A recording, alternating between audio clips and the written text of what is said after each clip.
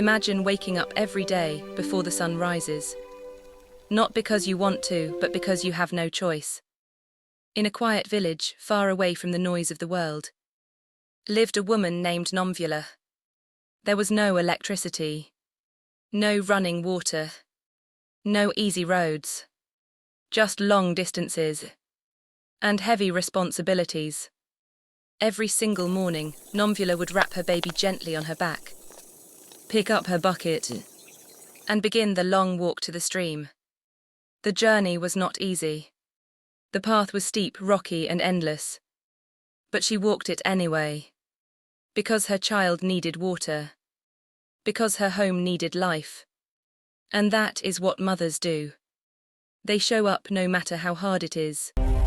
One day, everything changed. The sky grew dark. The wind became restless. And the air felt heavy with warning. But there was no water left at home. So Nomvula did what she always did.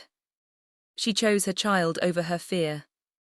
She wrapped her baby tighter than ever before. And started the journey. As she walked, thunder rolled across the hills. The wind howled. And the first drops of rain began to fall. Still she kept going. Because turning back was not an option. When she finally reached the stream, it was no longer calm. The water was wild, rising angry. The storm had arrived. Nomvula knew they could not make it back home. So she searched desperately, until she found a small shelter beneath rocks and tree roots. It wasn't safe, but it was all she had. She stepped inside, held her child close, and used her own body as a shield. The storm grew stronger. The rain poured harder. The wind screamed louder. Cold wrapped around her. But she did not move. She whispered softly, "I am here, my child, I am here." Hours passed. Her body grew weaker. But her arms never let go.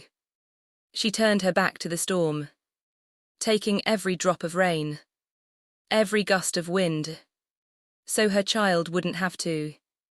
Because that is what a mother does.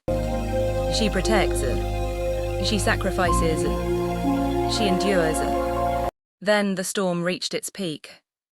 A loud crack, a falling branch. The ground shook beneath them. In that moment, Nomvula made one final choice. With the last strength she had, she lifted her child higher, curved her body around them, and became their shield. And then, she went still. The storm passed. The sky cleared. And silence returned. Back in the village, her husband waited, and waited, until fear forced him to go looking. He followed the familiar path, calling her name, until he found her, lying beneath the broken shelter, motionless, but in her arms, their child, alive, protected, safe.